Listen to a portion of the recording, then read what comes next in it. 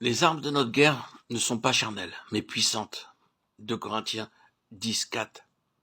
On peut avoir compris ce qu'était le service, mais bien peu ce qu'est la lutte, et spécialement le conflit dans le service. La guerre que nous expérimentons jusqu'à maintenant consiste le plus souvent à résister dans nos tentations et à remporter la victoire sur le péché. Mais avec les lumières qui nous sont données, cette question de victoire personnelle doit être une question réglée par tous ceux qui sont au service de Dieu.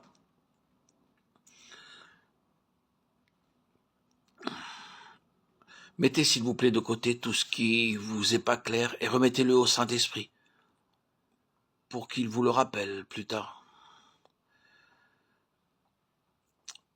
Le Saint-Esprit me donne le pouvoir de le saisir. Cette parole me sauve la vie. Il est naturel que vous désiriez tout comprendre, mais il vaut mieux que vous ne saisissiez pas tout par votre intelligence et que vous laissiez le Seigneur y placer ce dont il pourra se servir plus tard.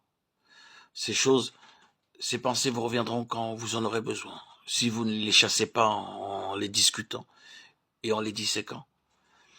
La semence de la vérité doit être déposée dans l'intelligence et y rester en repos tranquillement, jusqu'à ce qu'elle y prenne vie et nous soit appliquée par l'Esprit de Dieu. Le Saint-Esprit nous donne le pouvoir de saisir. Cette guerre n'est pas une guerre terrestre. Ce n'est pas non plus entièrement une lutte contre les tentations. Une guerre qui consiste à vaincre un certain péché. C'est le combat de celui qui est uni au Seigneur ressuscité, revêtu des vêtements lumineux, de l'armure entière de Dieu. Car Dieu a créé pour revêtir ses rachetés.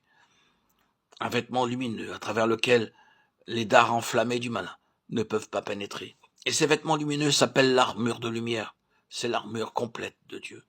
Le revêtement de l'esprit du croyant, du nouvel homme, par le Seigneur Jésus. Romains 13, 12, 14. Ceci dit, c'est la guerre de l'esprit dans le domaine spirituel. Ceux qui vivent encore de la vie de l'âme, c'est-à-dire qui sont encore ce que l'Écriture appelle hommes naturels, ne comprennent pas cela. Vous leur parlez et ils ne comprennent pas votre langage. Il y a 2 sphères absolument séparées. La vie victorieuse vécue sur terre et la guerre victorieuse dans la sphère invisible. Celle qui unit au vainqueur et dans sa victoire remporte la victoire sur les forces invisibles des puissances des ténèbres. L'Esprit de Dieu est à l'œuvre dans l'Église pour amener le corps de Christ. Je veux dire expérimentalement, car il est déjà de fait dans la sphère céleste, la sphère que Paul connaissait et où il vivait.